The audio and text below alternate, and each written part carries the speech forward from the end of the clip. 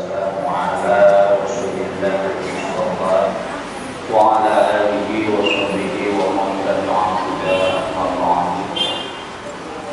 وقال الله تعالى في كتابه الكريم: أعوذ بالله من الشيطان الرجيم. بسم الله الرحمن الرحيم. واستغفر لذنبك وللمؤمنين والمؤمنات أجمعين. Hadirin kepada muslimin yang dirahmati Allah Subhanahu wa taala, alhamdulillah segala puji hanyalah milik Allah taala atas kudrat dan iradahnya kita sekalian masih dapat berkumpul dalam aula mubarakah yang mana Allah memberi kesempatan kepada kita untuk melaksanakan salah satu ibadah yang wajib, yakni melaksanakan ibadah sholat asar secara berjamaah. Hadirin ikhwatul muslimin yang dirahmati Allah Subhanahu wa taala, sebagaimana tadi disampaikan bahwasanya pada kesempatan kali ini hari Rabu ada Asyar, yang mana kajian pada kali ini adalah kitab Asy-Syama'il Muhammadiyah. Mohon maaf, adapun bahasan hadis yang akan disampaikan ialah hadis yang ke-20. Mohon maaf tadi disampaikan hadis ke-19.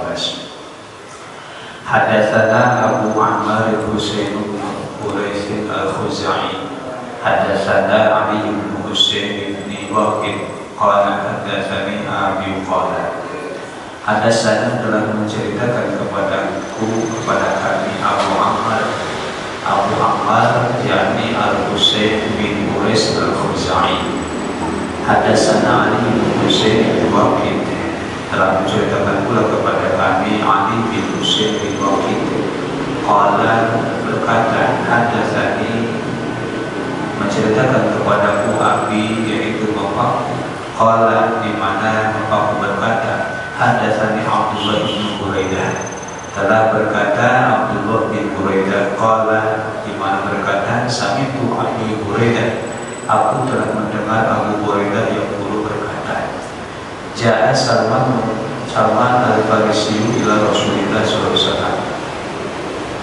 Telah datang Salman al-Farisi kepada Rasulullah SAW hina qadima Madinah, di saat Rasulullah SAW sampai di Madinah. Pada waktu itu Rasulullah SAW hijrah dari Makkah ke Madinah. Kemudian ketika saat Rasulullah sampai ke Madinah, maka Salman al-Farisi mendatangi beliau bima'idatin alaiha utobun, dengan membawa hidangan yang mana di dalam hidangan tersebut alaiha utobun, ada kurma basah, kurma yang masih segar, utob. Kalau kurma yang sudah kering namanya adalah nakhlun. Nakhlun itu kurma yang sudah kering dan dikeringkan di pohonnya. Sedangkan kurma yang masih basah, yang masih tidak di atas pohonnya tapi sudah matang, itu namanya adalah rutob, kurma yang masih segar. Di mana fawadha'aha baina yaday Rasulillah SAW. Kemudian Salman al-Farisi membawa hidangan, di atasnya adalah ada rutob, kurma basah, disimpan di hadapan Nabiullah Muhammad SAW.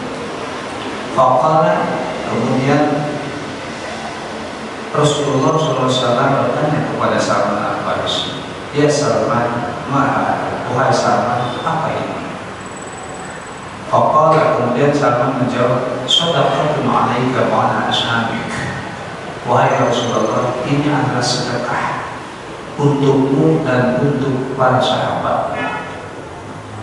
Perlu diketahui bahwa makna daripada sedekah di sini adalah di makna zakah. Artinya apabila dalam konteks hadis di mana ada kalimat sedekah di sini, itu secara umumnya adalah zakat. Maka Salman al-Farisi membawa rutob sebagian daripada zakat, di mana diberikan kepada Rasulullah SAW. Wahai Rasulullah, ini adalah zakat untukmu dan untuk para sahabat. Namun faqala, kemudian Rasulullah SAW berkata, irfa'ha, angkatlah, artinya singkirkanlah ini hidangan tersebut. Fa inna lana kudus Allah, karena sesungguhnya aku tidak memakan daripada harta zakat. Kenapa demikian? Sebab keturunan dari Bani Hashim dan Bani Muthalib itu diharamkan untuk memakan harta zakat. Jadi kepada Rasulullah dan keturunannya itu tidak boleh menyampaikan memberi dengan daripada zakat. Tidak boleh. Karena itu keharaman daripada Bani Muthalib dan Bani Hashim untuk memakan harta daripada zakat. Di situ Salman Al-Farisi mengingat bahwasannya betul, ini ciri-ciri Nabi adalah di mana para Nabi dan para Rasul tidak mau memakan harta zakat, karena itu hal yang tidak boleh bagi para Nabi dan para Rasul.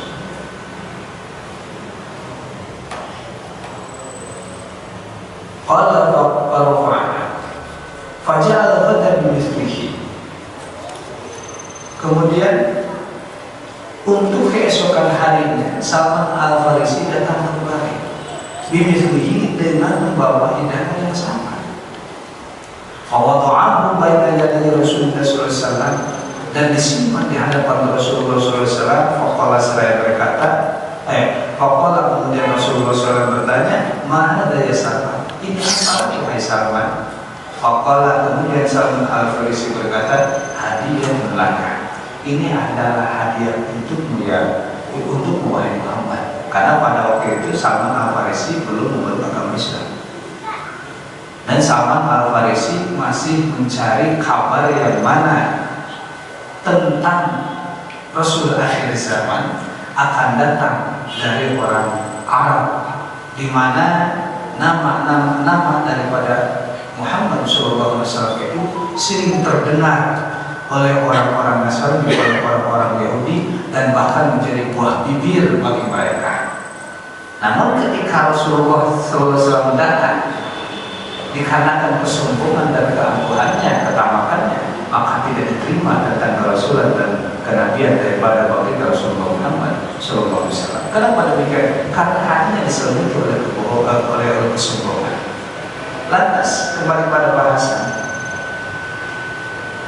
Faqala Rasulullah SAW ya ashabihi.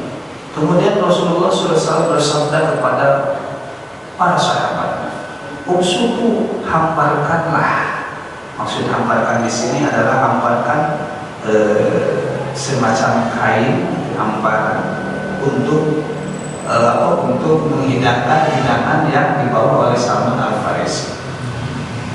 Setelah itu maka Rasulullah memakan daripada roti tersebut dengan para sahabat. Semakin yakin Salman Al-Farisi atas apa? Atas kejadian pada waktu itu, karena Salman Al-Farisi mencari informasi siapa di antara Rasul akhir zaman tersebut, atau siapa di antara Nabi yang akan menutup daripada Nabi dan Rasul tersebut. Ternyata ciri-ciri daripada Nabi dan Rasul tersebut adalah dia tidak memakan harta zakat, melainkan dia memakan harta daripada hadiah.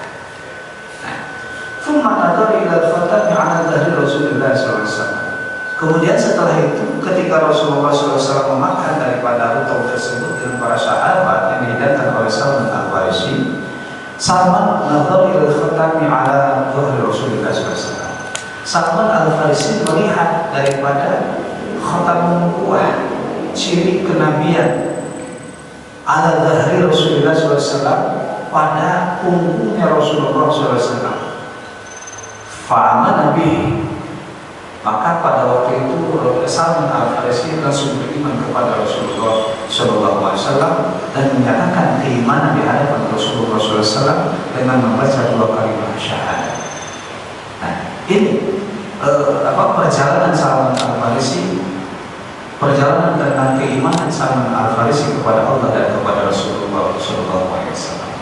Wa kana lil-yahud, yang mana pada waktu itu Salman Al-Farisi lil-yahud masih kepemilikan orang Yahudi. masih kepemilikan orang Yahudi, artinya sebagai hamba sahaya yang dimiliki oleh orang Yahudi. Fashtarahu Rasulullah SAW bikata wa kata dirham. Kemudian Rasulullah SAW membeli Salman Al-Farisi daripada orang Yahudi tersebut bikata wa kata dirham, dengan beberapa dirham. Maka terjadilah transaksi antara Rasulullah dengan pemilik Salman Al-Farisi, bahwasanya Salman Al-Farisi dibeli oleh Rasulullah SAW ala ayyar risalahu nakhlan fayamala Salman fi hatta tu'in, yang mana ala ayyar risal membeli daripada Salman Al-Farisi, di mana Salman Al-Farisi di sini pangkatnya adalah Abi Muqaddam. Abi Muqaddam itu adalah seorang hamba sahaya yang membeli dirinya sendiri atau yang membuat perjanjian untuk memerdekakan dirinya sendiri dengan cara mencicil. Nah, kemudian Salman Al-Farisi mencicil daripada kemerdekaan itu. Ayat ini salah menakar dengan menanam bagi orang-orang Yahudi tersebut. Nah, setelah Rasulullah dengan beberapa hektar, kemudian selebihnya adalah dengan menanam pohon kurma untuk orang-orang Yahudi tersebut. Ayat ini salah menakar dengan menanam bagi orang Yahudi tersebut nakhlan, pohon kurma, fayamala Salman fihi hatta tu'ima. Kemudian Salman Al-Farisi mengerjakan menanam pohon tersebut hatta tu'ima, sehingga Salman Al-Farisi memakan daripada hasil pekerjaannya itu sendiri. Faqala Rasulullah SAW an-nakhla ila nakhlatan wahidan berusaha Umar. Dan Rasulullah SAW membantu Salman Al-Farisi, dan bahkan hampir keseluruhan daripada pohon-pohon kurma itu sendiri Rasulullah SAW yang menanam illa nakhlatan wahidatan berusaha Umar, kecuali ada satu pohon, ada satu pohon kurma yang ditanam oleh Umar bin Khattab radhiyallahu anhu, di mana Rasulullah SAW membantu Salman, hampir keseluruhan pohon kurma tersebut ditanam oleh Rasulullah SAW. Adapun jumlah dari pohon kurma tersebut menurut sebagai pendapat adalah 500 pohon kurma yang ditanam oleh Rasulullah SAW, kecuali satu yang ditanam oleh Umar bin Khattab radhiyallahu anhu. Fa'amalat an-nakhlu min 'amiha, kemudian berbuahlah hamalan. Hamalan ini arti yang sesungguhnya adalah hamil, maksudnya berbuah. Kenapa demikian? Sebab pohon kurma itu tidak akan berbuah ketika tidak dikawinkan. Seperti kalau di kita itu pohon lengkeng tidak akan berbuah kalau ada hanya satu jenis. Ketika lengkeng dikawinkan maka akan berbuah. Nah, begitu pun pohon kurma. Fa'amalat an-nakhlu min 'amiha, kemudian berbuahlah pohon tersebut pada tahun itu. Walam nahmil nakhlatun, namun ada satu pohon yang tidak berbuah. Faqala Rasulullah SAW, seraya Rasulullah SAW bersabda, Masya hadhihi nakhlah, kenapa, ada apa dengan ini pohon? Yang lainnya berbuah, dari 500 pohon itu sendiri 499 pohon berbuah, sedangkan satu pohon tidak berbuah. Faqala Umar, kemudian pada waktu itu Umar bin Khattab melihat keadaan tersebut dan berkata Umar bin Khattab, ya Rasulullah, anna darastuha panaza'aha anna darastuha. Wahai Rasulullah, satu pohon itu adalah satu pohon yang ditanam oleh saya, mungkin tidak berkah yang ditanam oleh saya, sehingga yang 499 tersebut, pohon tersebut yang ditanam oleh Rasulullah berbuah semuanya karena Rasulullah mengandung keberkahan, sedangkan tanganku menanam satu pohon itu sendiri tidak berbuah. Bagaimana kalau ditanam oleh buah Rasulullah? Nah, faqala Rasulullah SAW, fanaza'aha Rasulullah SAW fa'amalat min 'amiha. Kemudian Rasulullah SAW mencabut satu pohon itu yang ditanam oleh Umar bin Khattab radhiyallahu anhu dan ditanam kembali. Fa'amalat min 'amiha, kemudian berbuahlah pada tahun itu sendiri. Bayangkannya, ini dalam hadis tersebut, hadis ke-20 ini ada beberapa hikmah yang paling penting. Satu, hikmahnya adalah perjalanan keimanan Salman Al-Farisi, di mana keimanan Salman Al-Farisi itu dibuktikan dengan yang mana Salman Al-Farisi termasuk ke dalam masih pada waktu itu masih beragama Nasrani, di mana di dalam Alkitabnya dia banyak diceritakan tentang kerasulan akhir zaman yang mana akan muncul di kalangan orang-orang Arab, dan dibuktikan oleh Salman Al-Farisi. Itu hikmah yang pertama. Seketika itu ketika Salman Al-Farisi membuktikan, maka pada waktu itu pula Salman Al-Farisi tidak berpikir banyak, langsung menyatakan keimanan kepada Rasulullah SAW. Dan yang kedua, Salman Al-Farisi dengan kegigihannya adalah yang mana didukung oleh Rasulullah SAW atas kemerdekaannya, maka Salman Al-Farisi mencicil daripada kemerdekaannya dengan cara menanam pohon tersebut dan mengurus pohon kurma tersebut.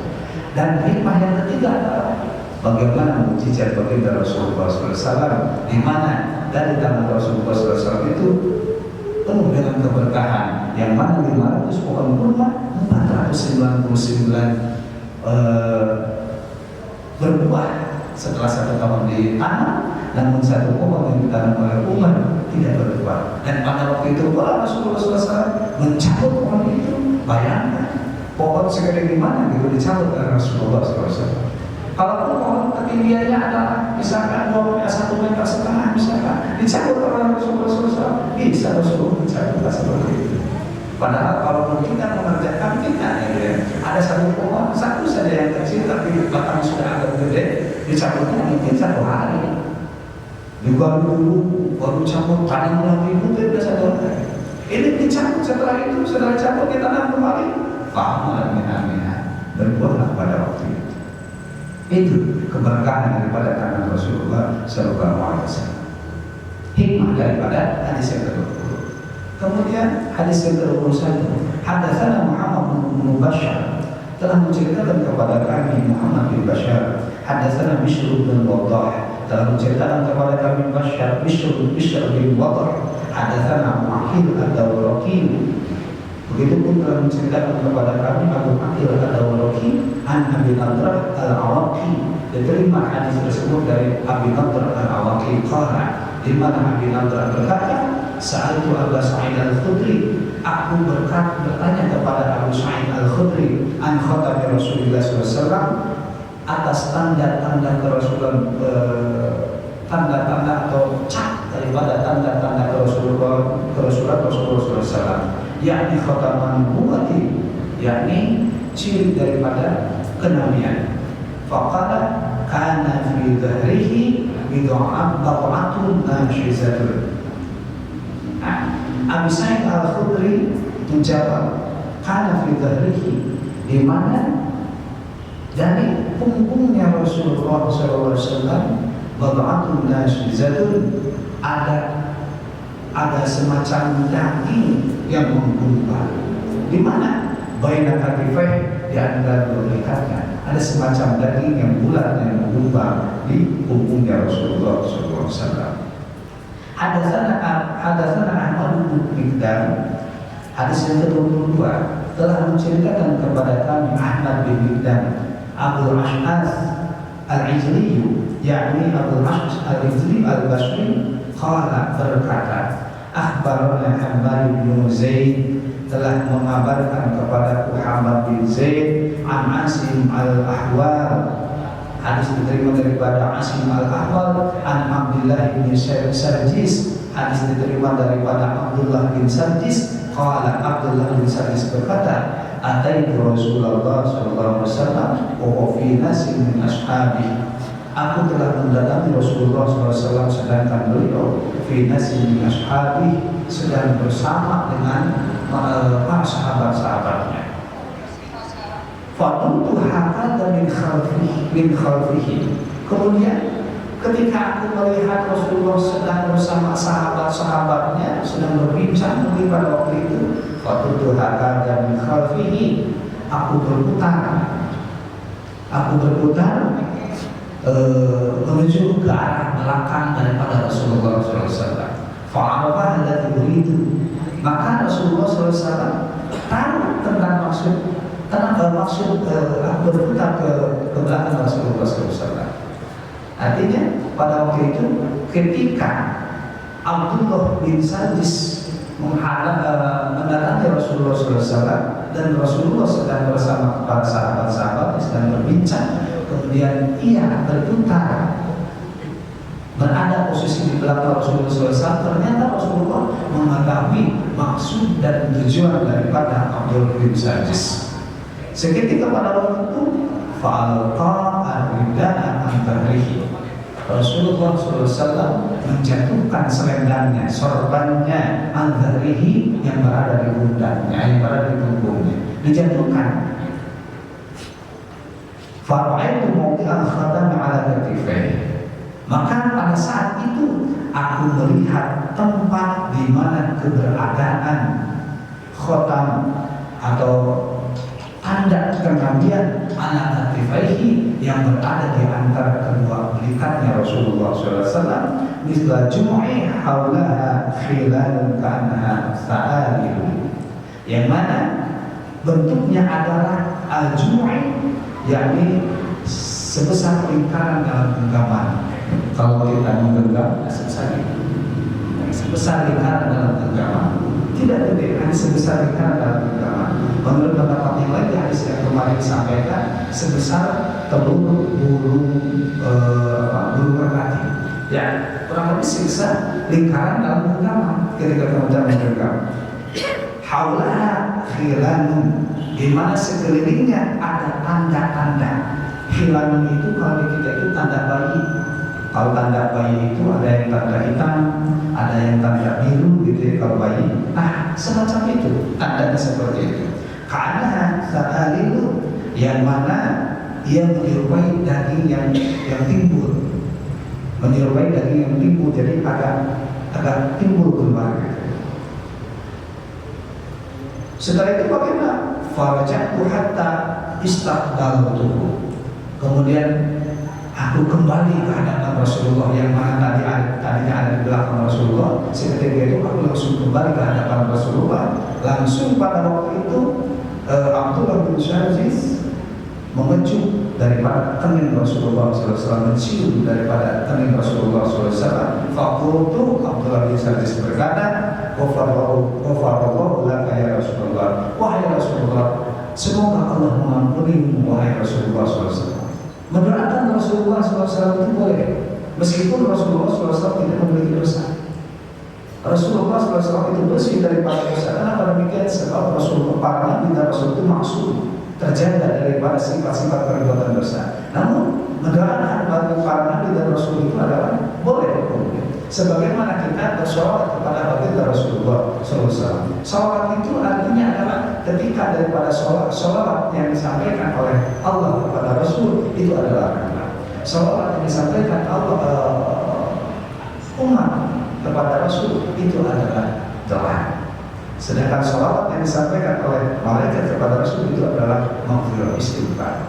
Itu makna daripada solawat. Sebagaimana kita bersolawat artinya kita mendoakan, meskipun pada dasarnya Rasulullah ataupun para nabi dan Rasul itu masuk, terbebas, terpelihara daripada perbuatan dosa, tidak memiliki dosa, tapi boleh mendoakan kepada para nabi dan Rasul. Tapi kita mendoakan kepada baginda Rasulullah SAW. Faqala, setelah itu setelah kecup dan mendoakan Rasulullah, faqala, kemudian Rasulullah bersabda, walaka, mudah-mudahan engkau pun mendapatkan ampunan daripada Allah Subhanahu wa taala. Faqala al-qaum, maka pada waktu itu umat, orang-orang pada waktu itu melihat perbuatan seperti itu, kemudian berkata, astaghfirullah. Di sini pada dasarnya hamzahnya ini ada dua. Astaghfirullah, astaghfirullah, gitu. Bukan astaghfirullah. Namun hakikatnya adalah hamzahnya di sini ada dua. Artinya kalaupun ini istighfirullah, pada dasarnya. Cuman ada hamzah sebagai bentuk pertanyaan, astaghfirullah. Apakah Rasulullah SAW mendoakan ampunan kakak bagimu? Astaghfirullah Rasulullah SAW. Apakah Rasulullah SAW mendoakan ampunan bagimu?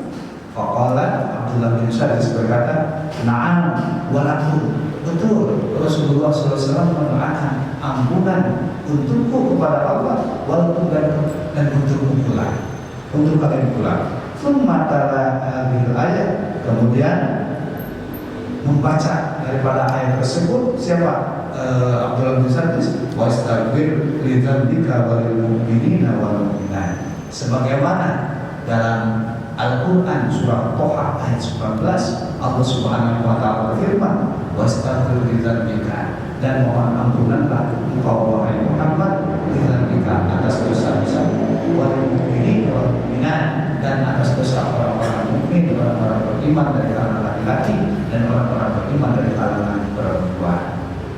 Intinya di sini adalah di mana Abdullah bin Syadis membuktikan bagaimana ciri daripada kenabian dan kerasulan baginda Rasulullah SAW. Setelah mengetahui hal itu, kemudian memecut kepada Rasulullah dan mendoakan ampunan bagi Rasulullah SAW, dan begitu pun Rasul pun mendoakan ampunan bagi Abdullah bin Syadis dan bagi orang-orang pada waktu itu. Dan begitu pun intinya doa Rasulullah SAW itu tidak ada yang ditolak oleh Allah Subhanahu wa taala, sehingga mendapatkan ampunan dari Allah Subhanahu wa taala siapa saja di antara orang-orang yang didoakan oleh Rasulullah SAW. Bagi kita, baginda Nabi Muhammad SAW secara lahiriah beliau telah wafat dan tidak ada di hadapan kita, namun secara batinnya dan hakikiah pada dasarnya ketika kita memperbanyak bacaan sholawat kepada baginda Rasulullah SAW,